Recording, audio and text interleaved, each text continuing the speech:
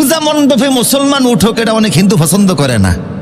আমি ছোটবেলায় এক স্যারের কাছে পড়তাম, ওনার নাম ছিল ভূপেশচন্দ্র মজুমদার, ইংরেজি প্রাইভেট পড়তাম। একটা লাঠি ছিল মোটা, বলতো রক্ত খাইবে রক্ত দিবি, ব্যাগ করলে রাগ কল দিবি।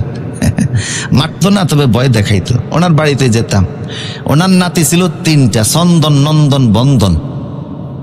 এই চন্দনে আমার বন্ধু ছিল, বাল্য বন্ধু। যখন একসাথে লেখাপড়া করতাম, তো ফুটবল খেলতে খেলতে ওই পাকের ঘরে গেছে। এখন পাকের রান্নাঘরের ভিতরে ফুটবল গিয়ে ঢুকছে।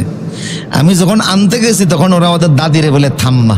থাম্মাই দেখে ফেলছে যে ও তো ঘরে ঢুকা বল আনছে। তাৎক্ষণিক কয়েকজন মহিলা মিলে পুরো ঘরটাকে প্রলেপ দিছে। এর অর্থ হলো যে মুসলমানের বাচ্চা আমার রান্নাঘরে প্রবেশ করছে, আমার ঘরটারে নাপাক বানাইছে। কথা বলে ঠিক কিনা? আগের কট্টর হিন্দু এমনও ছিল যে মুসলমানদের ছায়াও সহ্য করতে পারতো না, ঘরকে প্রলেপ করতো। ঘর প্রলেপ করছে মানে মাটি দিয়া ঘর এটারে লেপছে, তার জায়গায় সেটার পবিত্র বানাইছে।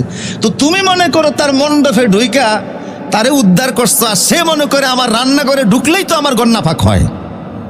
কাজেই তুমি শ্রদ্ধা কামাও নাই, তুমি ঘৃণা কামাইছো, আল্লাহর গজবও কামাইছো। কথা বলেন ঠিক কিনা?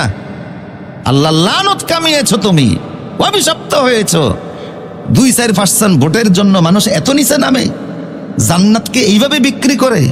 কিছু ভোটের রাজনীতির জন্য তোমরা এতটা নিচে নামো, আর তোমাদের দেখা দেখি তোমাদের কর্মী বাহিনীরাও দেখছে তোমাদের সাথে এরকম মুশরিকের খাতায় নাম লেখাইছে। আল্লাহ এই লানতপ্রাপ্ত জাতির নেতাদের থেকে দেশকে হেফাজত করো।